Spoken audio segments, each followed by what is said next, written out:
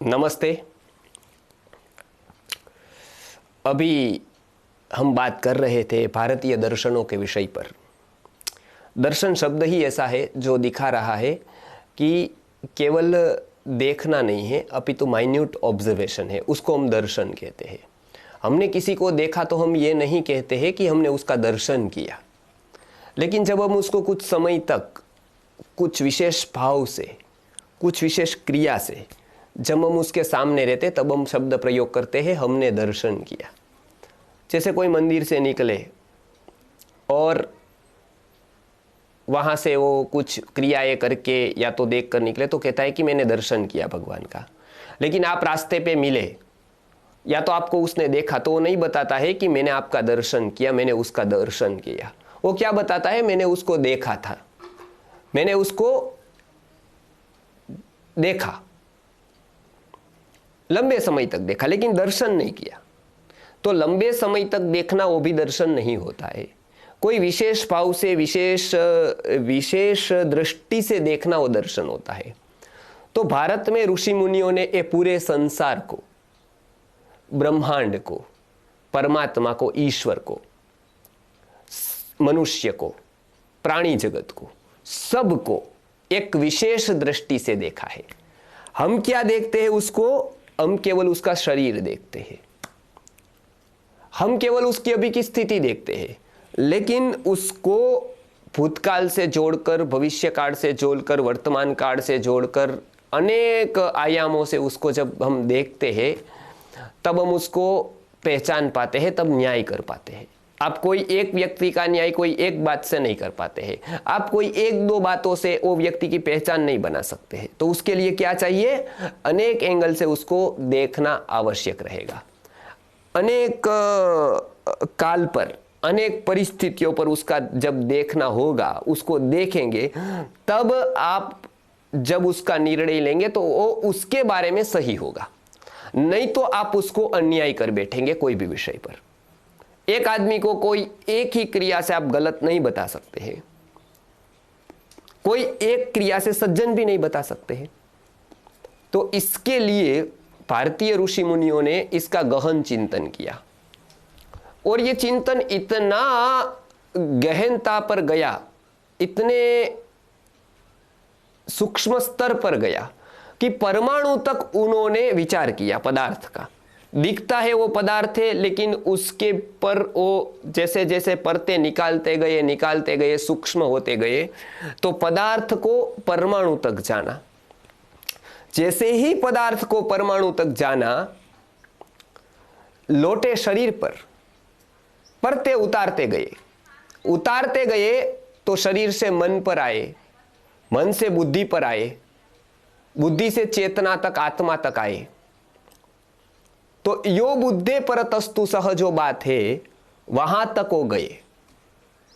तो जैसे ही पदार्थ से यात्रा परमाणु तक बढ़ी, वैसे ही शरीर से यात्रा चेतना तक बढ़ी। जैसे पदार्थ दिखते हैं और जैसे ही पदार्थ को हम गहराई में देखते जाते हैं, पदार्थ को हम काटते जाते हैं तो परमाणु तक जाते हैं। और उसी तरह से हम यदि शरीर के स्तर पर गिने तो शरीर पर हम जाते हैं तो शरीर से सूक्ष्म प्राण है, प्राण से सूक्ष्म मन है, मन से सूक्ष्म बुद्धि है, बुद्धि से भी सूक्ष्म जो तत्व, आत्म तत्व या चेतना है, वहां तक ऋषि मुनियों ने अनुभूति की। उसको ध्यान में रखते हुए कुछ सिद्धांत बनाए। पाश्चात्य सिद्धांत जो है वो ज्यादातर, ग्रीक फिलोसॉफी भी है, वो ज्यादातर ज्यादा से ज्यादा मन तक बताती है बातें। बाकी की फिलोसोफिया, बाकी के जो मतांतर है वो तो केवल शरीर तक ही जाते हैं। तो सारे नियम किसको ध्यान में रखते हुए होंगे? शरीर को होंगे। और इसके पीछे के तत्व को ऋषि मुनियों ने जाना, तो हर एक व्यवहार में उसको लाया, उसको केंद्र में रखा। तो ऋषि मुनि ने एक विशेष दृष्टि से जो ये जगत को देखा, इसका निरूपण किया। शरीर के पीछे रहने वाली, शरीर को चलाने वाली, शरीर के साथ अभिन्न दिखती होते हुए भी भिन्नता से रहने वाली, शरीर मिटने पर भी जो न मिटने वाली जो एक शक्ति है उसका साक्षात्कार किया। वो साक्षात्कार कैसे हुआ उसके बारे में ऋषि बताते हैं कि देव प्रसादात तपः प्रभावात। दो बातें बताई, तपः प्रभावात देव प्रसादात। तप के प्रभाव से, यानी कोई भी चीज यदि चाहिए तो उसके लिए एक अनिवार्य तत्व है, वो है तप। और दूसरा है देव प्रसादात, देवों के प्रसाद से। तो कोई देव है और फिर इसका प्रसाद है। तो ये बातें जो उन्होंने लिखी वो दर्शन शास्त्र कहलाता है। ये सामान्य आप समझ लीजिए, दर्शन शास्त्र इसको कहते हैं। इसके लिए मैथिली शरण गुप्त में भारत भारती नामक काव्य में भी बताया है कि पाए जगत में सबसे पहले, पाए जगत में जिनसे दार्शनिक संवाद है, पाए जगत में जिनसे पहले दार्शनिक संवाद है, जैमिन पतंजलि, जैमिन पतंजलि, गौतम, व्यास और कणाद है। ये 6 ऋषि मुनियों से दर्शन के तत्व, जगत ने दर्शन के तत्व को जाना। जैमिनी है, पतंजलि है, व्यास है, कणाद है। इनसे सबसे पहले ही दार्शनिक तत्वों की विवेचना की गई। तो दर्शन मुख्यतः से जो वेद को आधार मानकर जो होते हैं वो 6 है, 2-2 की जोड़ी पे है। उसकी बात हम आगे करने वाले हैं कि दर्शन का क्या क्रम है।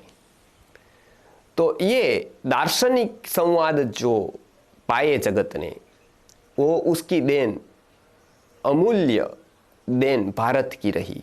तो कम से कम भारतीय लोगों को या अपने आप को भारतीय कहने वालों को कम से कम ये 6 दर्शन के नाम तो आने चाहिए और एक एक कर्ता का भी पता होना चाहिए कि किस कर्ता ने किस दर्शन को लिखा है और वो दर्शन में क्या है। तो हम बच्चों को दर्शन से आगाह करवा सकते हैं, दर्शनों से परिचित करवा सकते हैं। तो ये आप अभी धीरे धीरे सीखते जाइए कि कितने दर्शन है, वो दर्शन का रोल क्या है। आपने थोड़ा तो जान लिया उसके बारे में कि ये सभी संवाद, ये सभी घटनाएं, ये सभी पदार्थ का विवरण जहां पर है वो दर्शन है। इसके लिए दर्शन शब्द का अर्थ यही होता है, दृश्यते अनेन जगत तत्वम, दृश्यते अनेन आत्म तत्वम वा, जिससे आत्म तत्व को, जगत के तत्व को, जीव के तत्व को, ये सब को देखा जाता है, जिसके द्वारा वो जो एक प्रोसेस बताई है, जो एक विषय बताया है, वो है दर्शन शास्त्र। तो ये दर्शन की व्याख्या दी है दर्शनकारों ने। बहुत ही रसपूर्ण विषय है, ज्यादा से ज्यादा लोगों तक ये विषय को पहुंचाए और भी जो रस रखने वाले हैं तत्वज्ञान में, दर्शन में, उस तक ये पहुंचाइए, विद्यार्थियों तक पहुंचाइए, ताकि उसको भारत की गरिमा पता चले, दर्शन शास्त्र क्या है वो पता चले। वो केवल जो काल्पनिक, कपोल कल्पित जो कथाएं होती है उसके वो बाहर निकले और उसको भारत का तत्व पता चले, तो वो भारत के प्रति कुछ गौरव ले पाए। भारत ये अज्ञानी नहीं था, भारत के पास जो ज्ञान की विरासत थी, तो दुनिया लालायित थी भारत के प्रति वो ज्ञान लेने के लिए। तो इसका उसको यथार्थ परिचय दिलवाए। इसके लिए हम ये अनुरोध करते हैं आपसे कि आप ये कम से कम दूसरे वीडियोस न भेजें, लेकिन ये हमारा प्राथमिक कर्तव्य है, दायित्व है कि उसको, ये वीडियो को, जो दर्शन शास्त्र और तत्वज्ञान के विषय के है, जिसमें किसी भी प्रकार का कोई भी स्वार्थ नहीं है, तो उसको आप लोगों तक पहुंचाइए, ज़्यादा से ज़्यादा लोगों तक पहुंचाइए और भारतीय दर्शनों के प्रचार में आप सहयोग प्रदान करें। नमस्कार।